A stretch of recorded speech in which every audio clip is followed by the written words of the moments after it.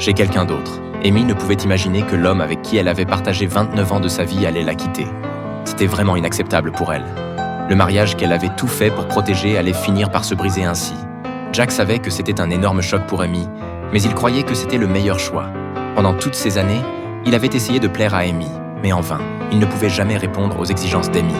Elle l'a supplié de ne pas partir de manière si définitive, de lui donner au moins une chance de se racheter. Cependant, même face à sa femme autrefois bien aimée, il est resté impassible. Il a pris ses bagages déjà faits et est parti sans se retourner. 2 jours après son départ, les accords de divorce s'empilaient déjà à la porte. La vaisselle n'était pas faite.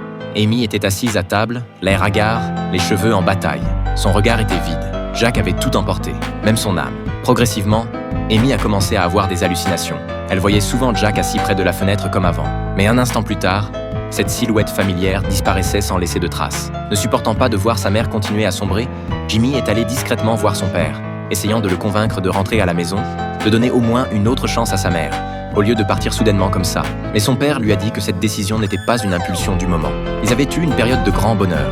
Mais avec le temps, l'amour s'était effrité, et les pressions de la vie quotidienne avaient entraîné de plus en plus de disputes et de frictions entre eux. Mais après avoir persévéré pendant 29 ans, il s'était finalement rendu compte qu'il ne pourrait jamais vraiment répondre aux besoins d'Amy.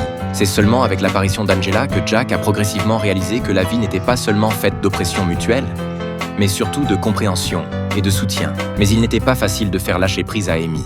Elle refusait de signer l'accord de divorce. D'un côté, elle disait aimer son mari. De l'autre, elle le détestait d'avoir détruit ce mariage. Cet amour extrême avait fait perdre la raison à Amy depuis longtemps. En regardant les clauses froides de l'accord de divorce, elle attendait toujours l'apparition de cette silhouette familière. Mais les jours passaient et la déception s'accumulait lourdement dans son cœur. Après plusieurs luttes intérieures, Amy a finalement accepté de signer l'accord de divorce, mais elle a exigé de signer en personne avec son mari.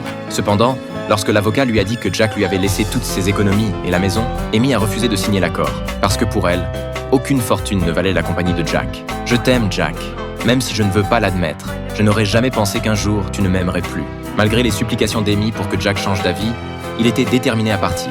Au moment où il s'est retourné, leur mariage a pris fin.